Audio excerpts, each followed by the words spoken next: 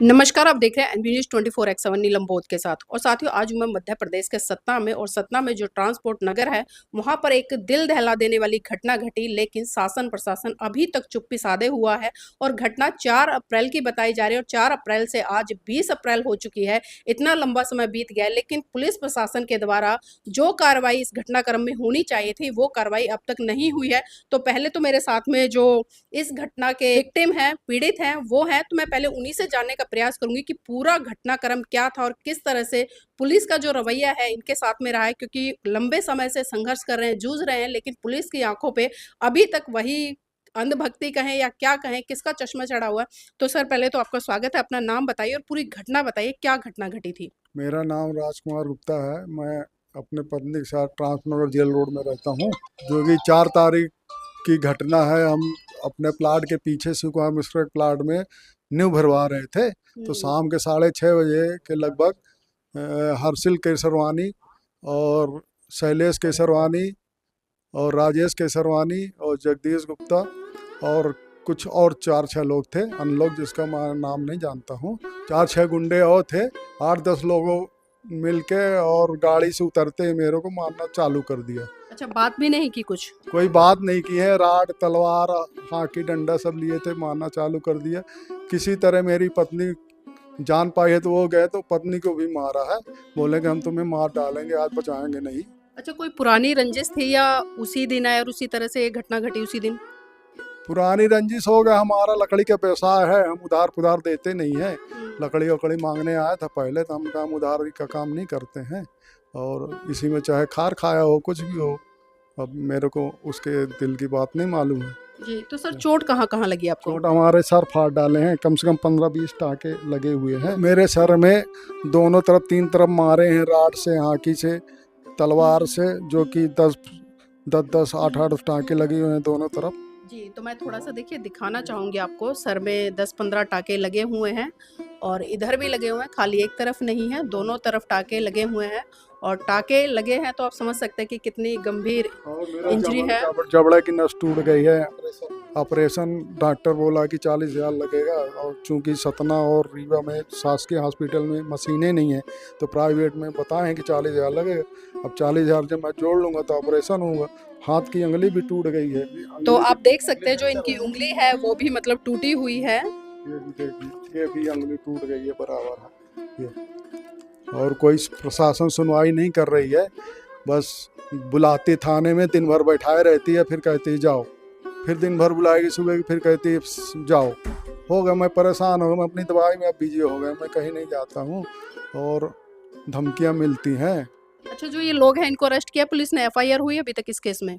अभी तक किसी को इन्होंने अरेस्ट नहीं किया है। FIR हो गई, कोई धारा वारा लगाया नहीं, अरेस्ट नहीं किए हैं ये लोग।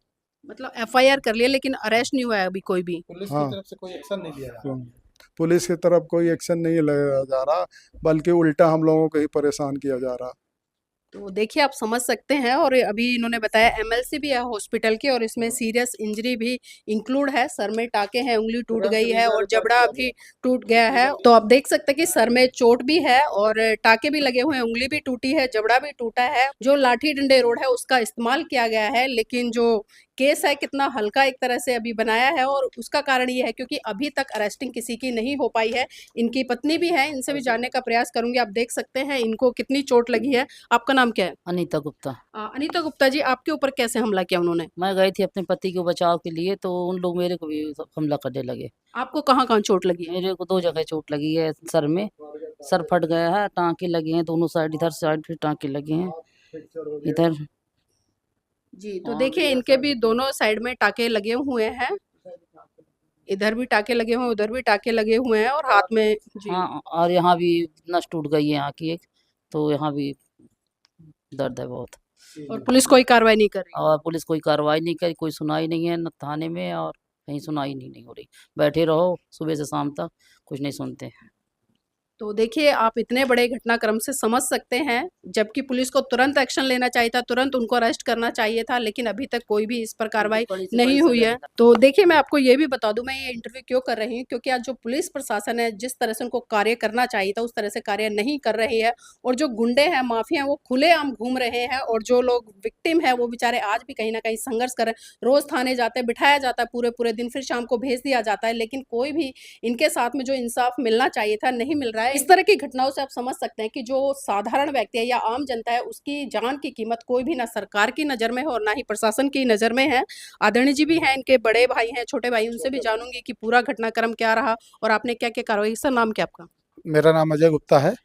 सर, जानना चाहूँगी, आपके भैया-भाभी हैं, इतनी बड़ी घटना घटी है, लेकिन अभी पुलिस प्रशासन की तरफ से कोई कार्रवाई नहीं हुई है। तो क्या डिमांड है आप लोगों की? डिमांड हमारी यही है कि सारे अपराधी हमारे पकड़े जाएं, उनको कड़ी से कड़ी सजा मिले।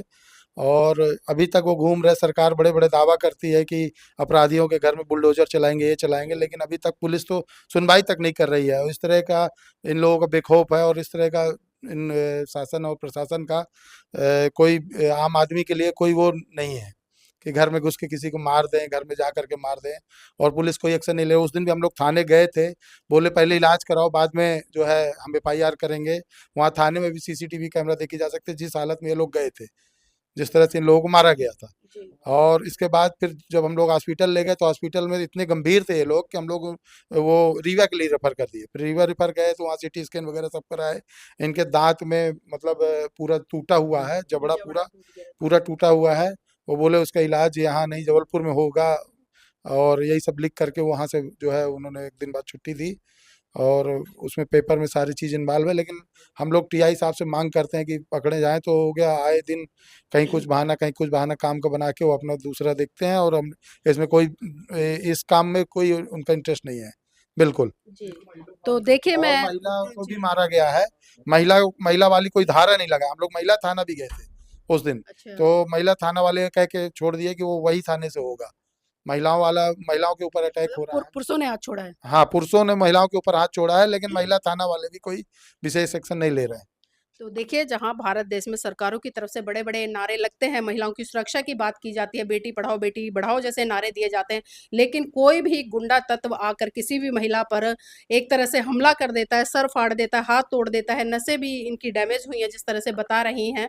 और ये मैं नहीं कह रही, पूरी इनकी जो मेडिकल रिपोर्ट है, वो साबित कर रही है और ये डॉक्टर के द्वारा है, कोई छोटी-मोटी नहीं है। तो साथियों, मैं चाहूँगी आप इस वीडियो को लाइक करें, शेयर करें और कमेंट करके ज़रूर प्रतिक्रिया दीजिएगा कि जो आज शासन प्रशासन है, किस तरह से अपनी मनमानी कर रहा है और जो आम जनता है, किस तरह से इनकी मनमानी के कारण आज भी उन जो गुंडे तत्व हैं, उनका शिकार बनती जा रही है। तो मैं बस यही चाहूँगी कि आप ज़्यादा से ज़्यादा इस वीडियो को शेयर करें ताकि ये वीडियो शासन प्रशासन तक पहुँचे और जो भी इन लोगों के साथ में नाइंसाफ़ी हो रही है, इनको अच्छे से न्याय मिले और जो ये डैमेज हुआ है, इसका भी मुआवज़ा इनको बड़े स्तर पर मिलना चाहिए।